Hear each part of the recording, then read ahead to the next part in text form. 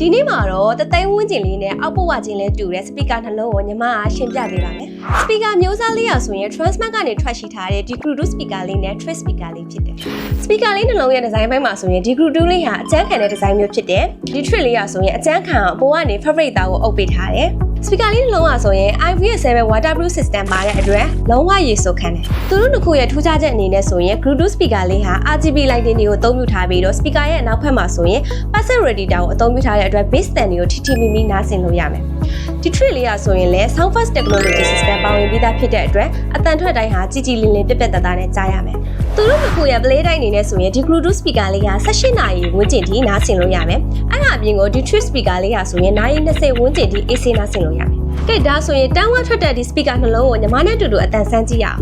။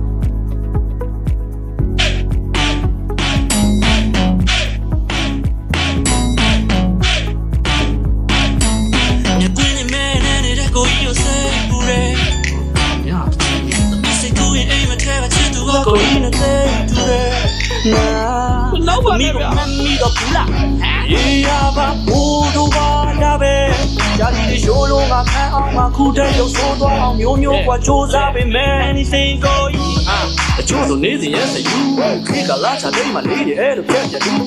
ခုနကနားထောင်ကြည့်ရတဲ့လောက် speaker နှလုံးရဲ့အတန်ထွက်ဟာတစ်မျိုးစီကောင်းကြတယ် bass တန်ကိုမှထိထိမိမိနားထောင်ချင်သူတွေအတွက်ဆိုရင်ဒီ Bluetooth လေးဟာတင့်လို့ပြီးတော့အတန်ထွက်တွေကိုကြည်ကြည်လင်လင်ပြက်ပြက်သားသားနားထောင်ချင်သူတွေအတွက်ဒီ trick လေးကိုရွေးချယ်ဝင်ရသင့်ပါတယ်အဲဆိုအားလုံးဘိုင်ဘိုင်